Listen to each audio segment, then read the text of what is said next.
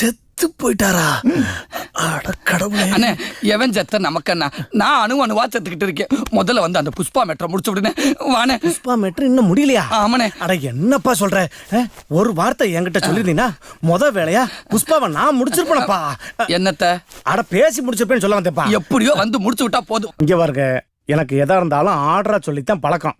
இடையில குறுக்கு கேள்வி கேட்டீங்கன்னா எனக்கு சொல்ல தெரியாது. அப்புறம் நான் எந்திரிச்சு போயிருவேன். சொல்லவா எந்திரிச்சு போவா? என்ன ஆர்டரா தான் சொல்லுவேன். விடுங்க பாஸ். நமக்கு என்ன பாஸ், அவனுக்கு வாய் வலிக்கும். அவனே செத்தங்கடா. அவன் உங்ககிட்ட மாட்டலடா, நீங்க தாண்டா அவங்கிட்ட மாட்டிருக்கீங்க.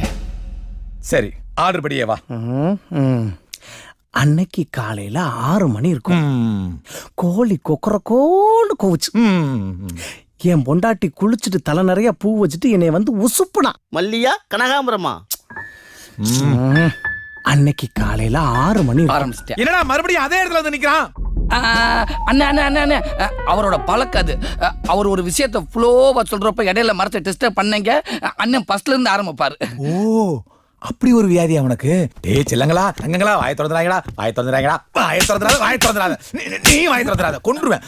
டேய் 500 கோடிடா. யாரும் டிஸ்டர்ப் பண்ண மாட்டாங்க. நீ ஆடுறவா.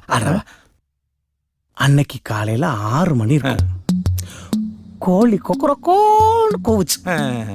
என் பொண்டாட்டி குளிச்சுட்டு தலை நிறைய பூ வச்சுட்டு என்னை வந்து உசுப்புனா. நான் காப்பியை குடிச்சுட்டு கக்கா போட்டு குளிச்சுட்டு வந்து பார்த்தா மணி 8. டிவியை போட்டா அண்ணே இவன் அருவாள் வச்சு மூக்குல உள்ள விட்டு நோன்றானே.